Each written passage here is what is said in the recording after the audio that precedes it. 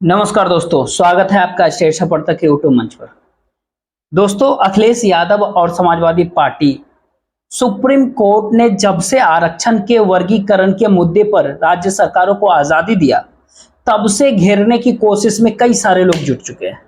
कई पॉलिटिकल पार्टियां लगी हुई हैं, कई राजनीतिक दल लगे हुए हैं। कहा तो ये जा रहा है जो लोग पीडीए की बात कर रहे हैं वो सामाजिक न्याय के नैरेटिव से खुद को काफी दूर रखते हैं और इस तरह की बातें फैलाई जा रही थी। अब सबको पता है कि लोकसभा चुनाव 2024 का नतीजा जब 4 जून को आया और उस लोकसभा चुनाव के नतीजे में भारतीय जनता पार्टी जिस प्रकार से उत्तर प्रदेश के भीतर हारी, उससे समाजवादी पार्टी के लोगों को और खास करके इंडिया अलायंस के लोगों को लगने लगा कि अब भारतीय जनता पार्टी बीजेपी कहीं उत्तर प्रदेश के विधानसभा चुनाव में कहीं साफ ना हो जाए, वो भारतीय जनता पार्टी 2007 और 2012 के कंडीशन में ना पहुंच जाए। और इसी रवायद के तहत यह दिख रहा था कि चारों ओर से अखिलेश यादव को घेरने की कवायद लगातार चल रही कि आखिर वो कुछ कह क्यों नहीं रहे हैं, आखिर सुप्रीम कोर्ट के फैसले से सहमति या असहमति, समर्थन या फिर विरोध, कुछ तो जताना चाहिए था अखिलेश यादव को, वो जता क्यों नहीं रहे हैं। तमाम सारे अटकलों के ऊपर, तमाम सारे बातों के ऊपर, तमाम इस तरह के सवालों पर जो सोशल मीडिया से लेकर के पॉलिटिकल पार्टियों के बीच लगातार उठते जा रहे थे, उस पे अखिलेश यादव ने बहुत ही बेहतरीन तरीके से उसके ऊपर अपनी तरफ से एक कहते हैं ना बर्फ डाल दिया। अखिलेश यादव ने एक ट्वीट किया और उस ट्वीट के भीतर सर्वोच्च न्यायालय के फैसले के ऊपर, सुप्रीम कोर्ट के फैसले के ऊपर अपने पार्टी के स्टैंड को किस तरह से क्लियर किया है, जरा आप इस ट्वीट को भी देख लीजिए और हम इसको आपको पढ़ के भी सुना देते हैं। किसी भी प्रकार के आरक्षण का मूल्य उद्देश्य उपेक्षित समाज का सशक्तिकरण होना चाहिए, न कि उस समाज का विभाजन या फिर विघटन। इससे आरक्षण के मूल सिद्धांत की ही अवहेलना होती है। यानी ये कहे कि किसी भी प्रकार के आरक्षण का जो मूल उद्देश्य है वो अखिलेश यादव कहते हैं कि समाज का सशक्तिकरण होना चाहिए, न कि समाज का विघटन, क्योंकि इससे आरक्षण का मूल उद्देश्य काबिल ना होते। आगे अखिलेश यादव लिखते हैं, अनगिनत वीडियो से चले आ रहे भेदभाव और मौकों की गैर बराबरी की खाई चंद पीढ़ियों के लिए आए परिवर्तनों से पार्टी नहीं जा सकती। आरक्षण शोषित वंचित समाज को सशक्त और सबल बनाने का संवैधानिक मार्ग है। इसी में बदलाव आएगा, इसी से प्रावधानों में बदलने की आवश्यकता नहीं, इसके प्रावधान को बदलने की आवश्यकता नहीं। यानी सर्वोच्च न्यायालय सुप्रीम कोर्ट के निर्णय से राज्य को आजादी देने वाले निर्णय से अखिलेश यादव ने अपनी असहमति जता दी है कि वह उससे एग्री नहीं करते। अब आगे अखिलेश यादव क्या लिखते हैं, भाजपा सरकार हर बार अपने गोलमोल बयान और मुकदमों के माध्यम से आरक्षण की लड़ाई को कमजोर करने की कोशिश करती है। मुकदमों की लड़ाई से, ध्यान दीजिएगा, आरक्षण को कमजोर करने की कोशिश करती है भारतीय जनता पार्टी। मोहन भागवत का बयान आपको ध्यान होगा, भारतीय जनता पार्टी के नहीं हो, संघ के, आरएसएस के, भाजपा के तृतीय संगठन मानने वाले आरएसएस के प्रमुख हैं। उन्होंने 2015 में आरक्षण के ऊपर क्या कहा था और किस तरीके से बिहार का चुनाव पलट गया था, उस सबको ध्यान है। समीक्षा की बात कर रहे थे उस दौरान। आगे अखिलेश यादव लिखते हैं, फिर भाजपा सरकार अपने गोलमोल बयानों के, मुकदमों के माध्यम से आरक्षण की लड़ाई को कमजोर करने की कोशिश करती है। फिर जब पीडीए के विभिन्न घटकों का दबाव पड़ता है तो दिखावटी सहानुभूति दिखाकर पीछे हटने का नाटक करते हैं। भाजपा की अंदरूनी आरक्षण जो, इसलिए भाजपा के ऊपर से 90% पीडीए समाज का भरोसा धीरे धीरे गिरता जा रहा है। आरक्षण के मुद्दे पर भारतीय जनता पार्टी का विश्वसनीयता शून्य हो चुकी है। पीडीए के लिए संविधान संजीवनी है तो आरक्षण प्राणदायी। खुद ही सोच के देखिए, आरक्षण संविधान संजीवनी है तो ये पिछड़ा दलित अल्पसंख्यक के पीडीए वाले सोशल अलायंस के लिए अखिलेश यादव लिखते हैं इस तरह की बातें। लेकिन सवाल ये उठता है उनके ट्वीट से कि जिस प्रकार से भारतीय जनता पार्टी को वो आरक्षण विरोधी बता रहे हैं, इसके पीछे आखिर क्या फैक्ट है। कुछ फैक्ट्स आपके सामने रखने की कोशिश करते हैं। पहली बार बिहार में कर्पूरी ठाकुर पिछड़ों को आरक्षण देने का मंसूबा बनाया। कर्पूरी ठाकुर के कैबिनेट में हालत ये हो गई कि पटना की कैबिनेट बैठक में वो पास नहीं हो पाया, बिहार कैबिनेट की बैठक दिल्ली में बुलानी पड़ी और तब जाकर के किसी भी प्रकार से जननायक कर्पूरी ठाकुर ने आरक्षण के फैसले को लागू करवाया था बिहार। उसके बाद क्या कुछ हुआ, कर्पूरी ठाकुर के सत्ता जनसंघ, जो आज के भारतीय जनता पार्टी है, ऊपर का अवतार है जनता पार्टी के, उस जनसंघ घटक के, यानी आज के बीजेपी के पूर्व अवतार वाले घटक के विधायकों के विरोध के कारण उन्हें मुख्यमंत्री की कुर्सी छोड़नी पड़ गई। ठीक कुछ इसी प्रकार से जब भारतीय जनता पार्टी के और लेफ्ट पार्टियों के समर्थन से विश्वनाथ प्रताप सिंह प्रधानमंत्री थे, उन्होंने मंडल कमीशन की सिफारिश को लागू करने का प्रयास किया, तो भारतीय जनता पार्टी ने उसके जवाब में तत्काल सोमनाथ से अयोध्या तक रामरथ यात्रा निकाल दिया। उस रामरथ यात्रा के माध्यम से बीपी सिंह सरकार को गिराने के, यानी सामाजिक न्याय की बुनियाद रखने वाली सरकार को गिराने की कोशिशों में जुट गई, और अंततः वही हुआ। सांप्रदायिकता और सरकार में से बीपी सिंह को एक चुनना था। बीपी सिंह ने सरकार गंवाना चुना, सांप्रदायिकता से समझौता उन्होंने नहीं किया, सामाजिक न्याय की लड़ाई पे उन्होंने अपनी सरकार को कुर्बान कर दिया। अंततः भारतीय जनता पार्टी ने समर्थन वापस लिया। तो ऐसे में अखिलेश यादव के दावे में इतना दम तो दिखता है कि भारतीय जनता पार्टी बीजेपी के सोच आरक्षण को लेकर के बहुत ज्यादा क्लियर नहीं होता है।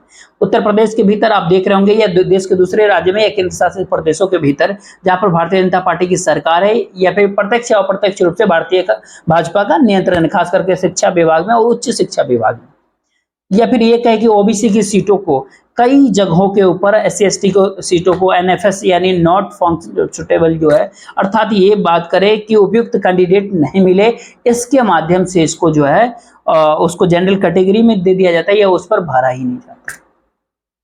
ठीक कुछ इसी प्रकार से जो यूजीसी का 13 पॉइंट जो रोस्टर आया था कि इलेक्शन की प्रक्रिया को लेकर के, और जिस प्रकार से विरोध के बाद उसको वापस लेना पड़ गया, वो 13 पॉइंट रोस्टर भी नरेंद्र मोदी की सरकार के कार्यकाल में ही यूजीसी ने निकाला था। अब सरकार ये तो कह नहीं सकती कि यूजीसी ने अपनी मर्जी से निकाल दिया, क्योंकि यूजीसी कोई सुप्रीम कोर्ट तो है नहीं जो सरकार से अलग सोचने का दावा पेश कर सके, या फिर संवैधानिक अधिकारों से सरकार से अलग सोचने का हो उसका। तो फिर ऐसे में उत्तर प्रदेश में अखिलेश यादव ने आरक्षण के मुद्दे पे तो आगे, उत्तर प्रदेश में दलित राजनीति को लेकर के जिस प्रकार से राजनीति आगे बढ़ती हुई दिख रही है, जिस प्रकार से संविधान बचाओ के नारे को लेकर के दलितों ने अखिलेश यादव और राहुल गांधी के गठबंधन को अपना समर्थन दिया, उसने मोदी योगी मॉडल की चूल्हे हिला दिया उत्तर प्रदेश के भीतर।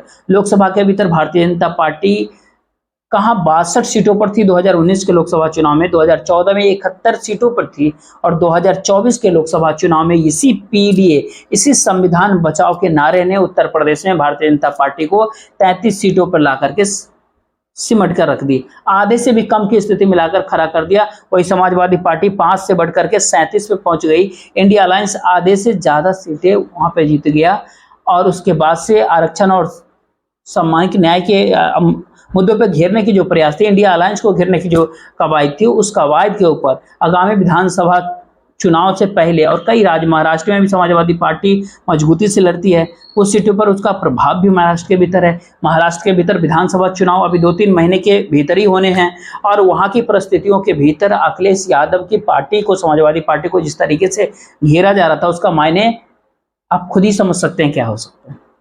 भारतीय जनता पार्टी हिंदुत्व की राजनीति देश में करती है, लेकिन उस हिंदुत्व में क्या समाज के अंतिम व्यक्ति तक गैर बराबरी को खत्म करने की दिशा में क्या कुछ है?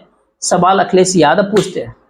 ठीक कुछ इसी प्रकार से जिस प्रकार से 10 वर्षों से सरकार चल रही है केंद्र के भीतर, क्या उस सरकार के भीतर सामाजिक न्याय को लेकर के किसी भी प्रकार का रवैया उस तरह से दिखाया गया जिस तरह से आमतौर पर सामाजिक न्याय की सरकारों के भीतर उम्मीद की जाती है?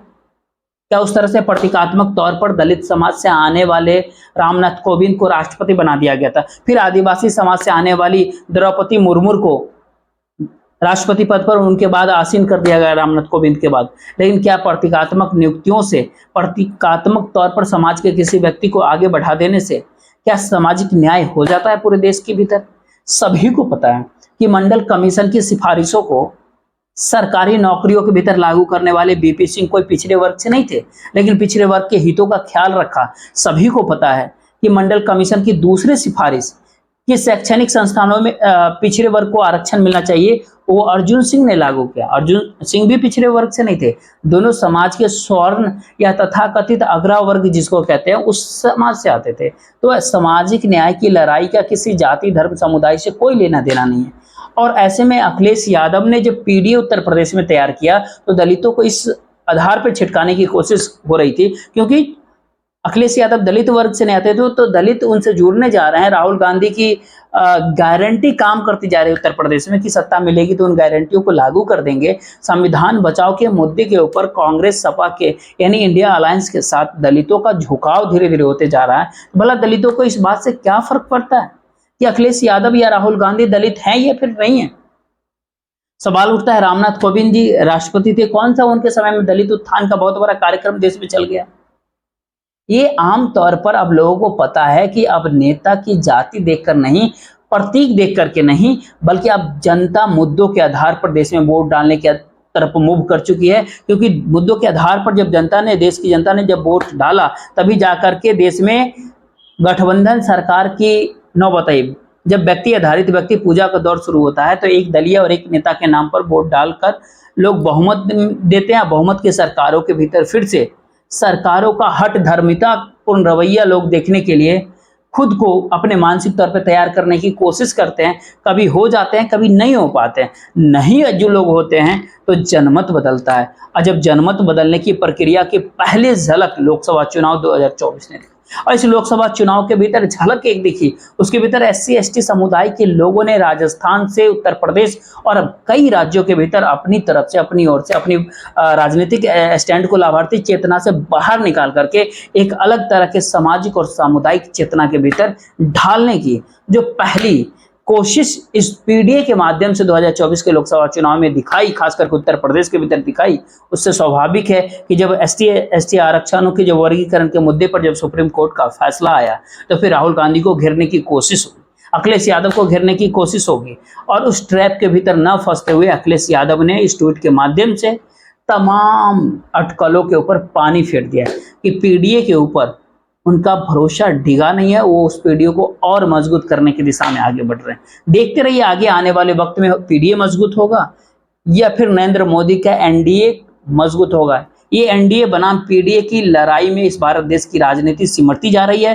तो देखते रहिए, इंतजार कीजिए वक्त का, राजनीति का धार का देखने के लिए, और राजनीति की धार के बीच सामाजिक विचार विमर्श को नए सिरे से परिभाषित होते हुए भी देखने के लिए आप तैयार रहिए। इस वीडियो में बस इतना ही। इस वीडियो को ज्यादा से ज्यादा लोगों तक शेयर कीजिएगा जरूर, वीडियो को लाइक कर लीजिए, चैनल को सब्सक्राइब जरूर कीजिएगा।